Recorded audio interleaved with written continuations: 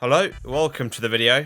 Today I'm going to be looking at what is without a doubt the worst FPS I've ever played. It's called Soldiers of the Universe, aka Modern Warfare if it was from Wish. I got it for £3.99 and it comes from a Turkish developer called Rockwise Entertainment. The actual description for the game reads, Soldiers of the Universe is a story-driven first-person shooter game that tells the story of a group of soldiers fighting against a terrorist organisation in the Middle East. Now bear in mind that's the first thing you read about the game, the thing that's supposed to draw you to the game, yet it feels more like a placeholder description that's just there while you come up with something more interesting.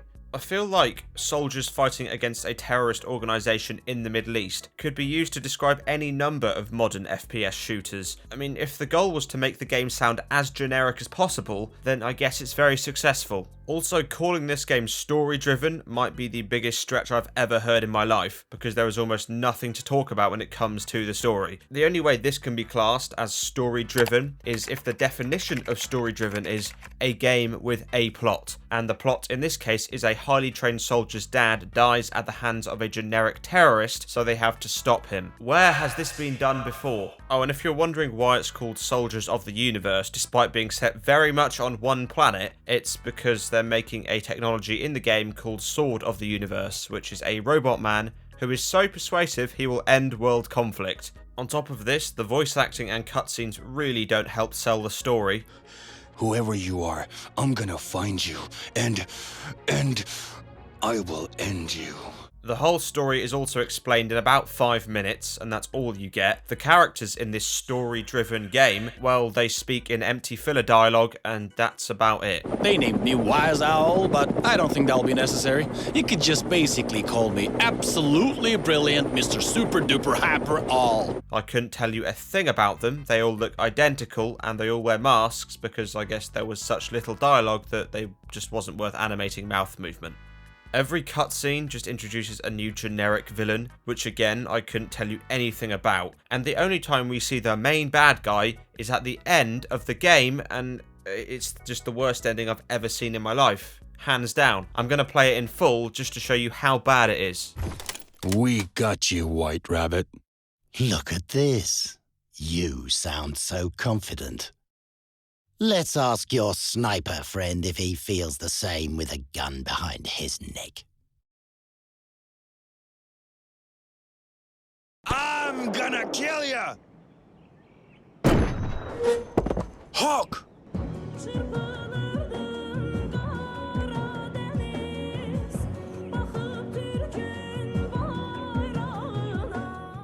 Woohoo! I feel like a TNT! Now, you likely didn't know what was going on because you haven't played the game. Well, that confusion was how I felt at the end of the game. I didn't know what the fuck was going on. That ending makes absolutely no sense. However, to be honest, you won't be focused on the story, you'll be more focused on the jaw-droppingly on-the-nose Turkish propaganda. Now, I can't tell if this is genuine, I don't know if there's a serious reason behind this, or if it's trying to be Modern Warfare, in that it's very patriotic. However, unlike Modern Warfare, this game doesn't have the gameplay to distract you from it, so you get this. We have always brought peace and justice to humanity for thousands of years. There is not any despotism and assimilation in our glorious history.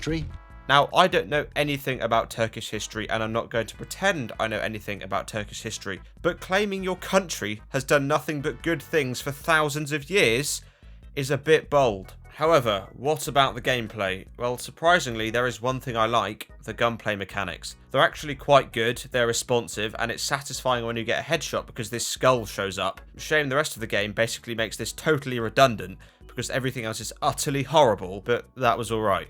Firstly, let's talk about the maps. This game has 5 levels. They're all corridors disguised as outdoor areas. 3 of them are basically the same. One's in a city, and one is a night raid map, which sounds cool, but the night vision actually makes things worse, and it's easy to see without it.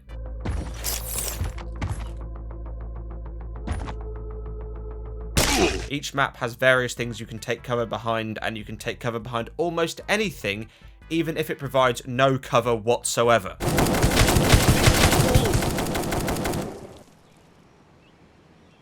The The maps get extremely boring very fast, and sometimes the textures don't load. Now, my main issue with this game is the AI.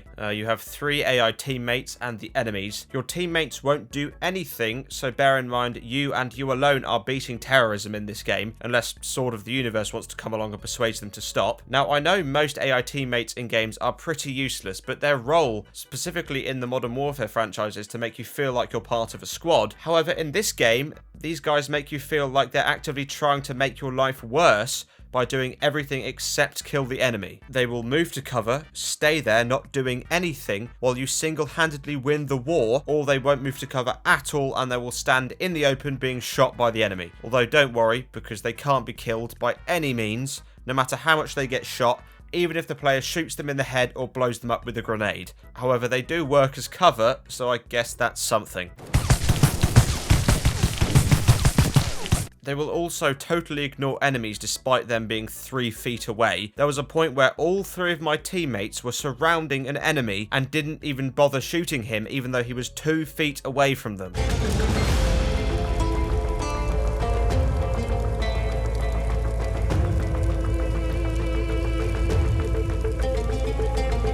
And this isn't a rare occurrence, they do it all the time.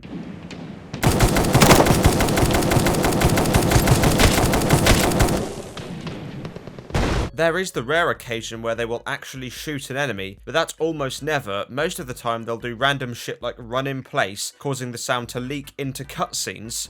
They fought with Adnan Dilaveroglu and his followers on all fronts. Or they will walk and disappear into a wall and just vanish for the rest of the stage.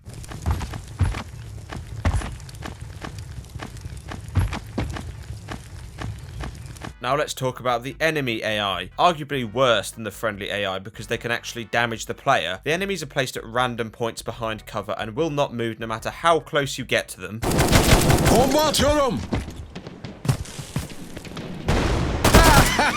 And some of these areas have a handful. Some of them are filled to the fucking brim with loads of them. Now you may think that's fine because you have your teammates to sponge damage for you. Wrong. Anytime the player is remotely visible, every enemy in the area will shoot you exclusively, all at the same time with full auto and unwavering accuracy, making it very easy to walk around a corner and die immediately.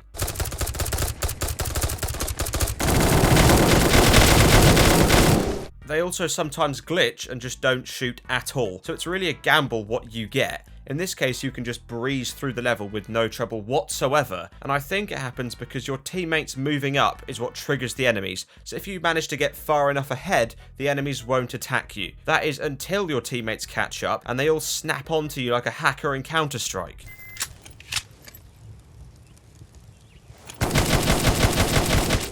All this leads to a game that, despite being called an FPS, is a huge lie, just like calling this game story-driven. What this actually is a glorified rail shooter, because the only viable way to play this is pretend it's Time Crisis. The trailer for this game makes it seem so much more exciting. You see the player sliding around in fast-paced action. I mean, if you want to try fast-paced, then dream on. I tried a fast-paced run and gun style with a pistol and it just doesn't work, because every enemy in the area, no matter how far away they are, will shoot you with pinpoint accuracy at the same time. So you just die in 2 seconds no matter how fast you are. And I want to mention that this was all on easy mode. A mode which, despite its name, is not very easy. There's also medium, hard, and impossible. I gave impossible a go to see if it was more exciting, but the only difference is you have less health, so 1 bullet kills you. And given the insane accuracy of the enemies, even on lower difficulties, you can tell how it goes. Overall, this game is just plain bad. It's not worth the £3.99 price tag. I mean, game-breaking bugs and AI aside, the game can be completed in an hour and a half, and that was me taking my time. I mean, it can be done even quicker in further playthroughs.